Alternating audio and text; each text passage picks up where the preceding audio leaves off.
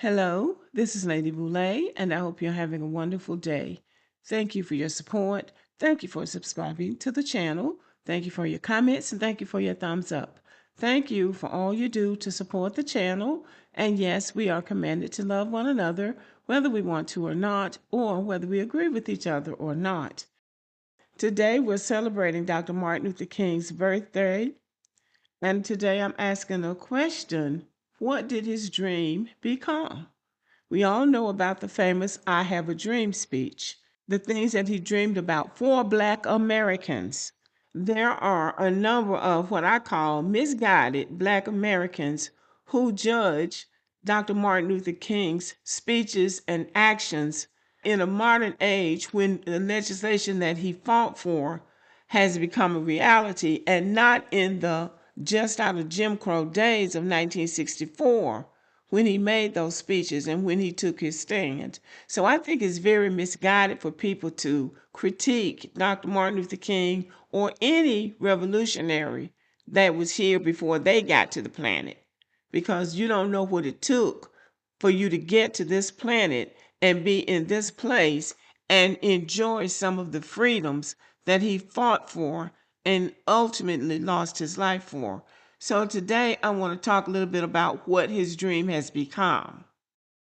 When Dr. Martin Luther King Jr. said he had a dream, he wasn't describing a fantasy. He was laying out a blueprint, a moral, political, and economic blueprint for what America could be if it chose courage over comfort. But today, more than 60 years later, that dream has become complicated. It's celebrated, it's quoted, it's misquoted, it's softened, it's weaponized, it's commercialized, and sometimes it's completely misunderstood. So in this video, I want to look at what Dr. King actually meant, how his dream has been reshaped over time, and what it really means for us now.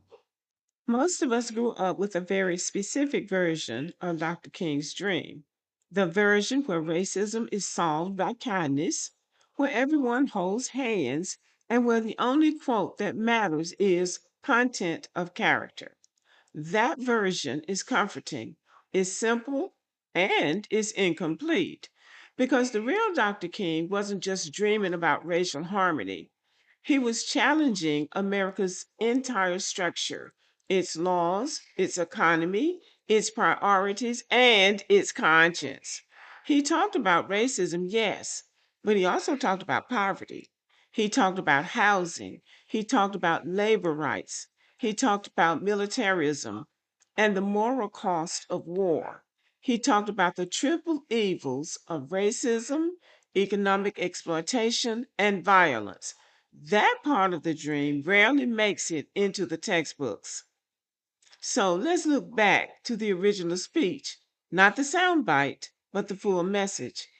Dr. King described a world where Black children and white children could grow up with equal dignity.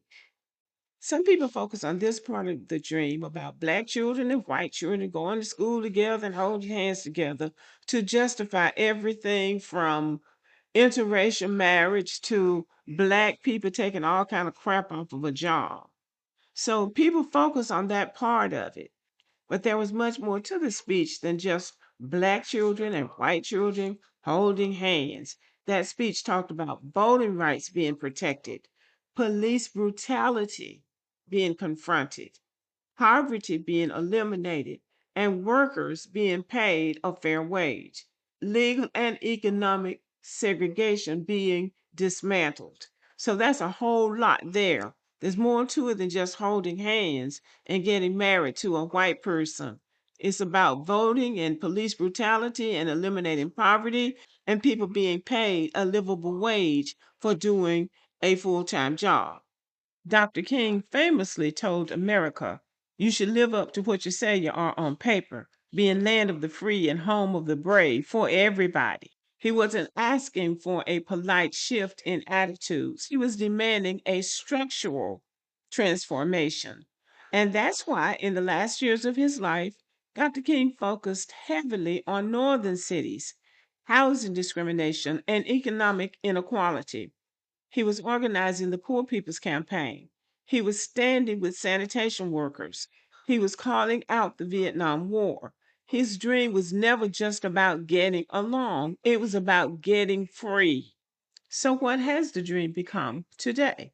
Today, Dr. King's dream is everywhere in politics, in classrooms, in corporate ads, in social media posts, but the meaning has shifted depending on who's using it. MLK Day is the only federal holiday designated as a national day of service. That's beautiful. But it also turns his dream into a symbol of volunteerism instead of a leader who challenged power. That's very important. They keep talking about a day of service, but not a day when we look at the power structure and point out what we know is wrong with it. Now the dream has become a political talking point. People quote Dr. King to support unity. They quote him to support protests. They quote him to avoid talking about race, and that's one of the biggest. You got white supremacists talking about content of the character and all of that, when in reality, that didn't even have anything to do with them. And people also quote Dr. King to demand accountability. Everyone uses the dream, but not everyone engages with the demands behind it. So the dream as a cultural mirror reflects what America is right now. We have made progress in representation. There are Black people everywhere, but how effective is that representation? There are setbacks in voting rights, and there's the persistent wealth gap, as well as ongoing housing segregation. Now, if you have enough money, you can pretty much live anywhere you want to. But the wealth gap that Black people still face makes it difficult for Black people to buy homes that have good schools. It makes it difficult for them to get loans to buy the houses. So the segregation in housing is still persistent in America for Black people. So if Dr. King appeared in America today, what might he think? His dream hasn't been lost. It hasn't been forgotten. It just hasn't been fulfilled. It's waiting for each generation to pick up, understand it fully, and carry it forward with honesty, courage, and clarity. And that's the real legacy of the dream. The dream didn't die with Dr. Martin Luther King. He just had the dream, but it's up to each generation to fulfill that dream. And that might be where we drop the ball instead of us picking up and moving forward with honesty and courage and clarity. Many of us, and I say many, or maybe not many, but some will sit back and say, well, he should have done this or he should have done that, as if to say that Dr. King should have had the dream and he should have fulfilled it so the rest of us wouldn't have to do anything. So, the truth about what Dr. King's dream has become is that Dr. King's dream was a foundation. It was not a finish line, it was not a completed product. It was just a foundation. We have to build on that foundation. It was a doorway, not a destination. His dream should not have ended when he died. We should have continued to work on it, and we have done that. We absolutely have done that.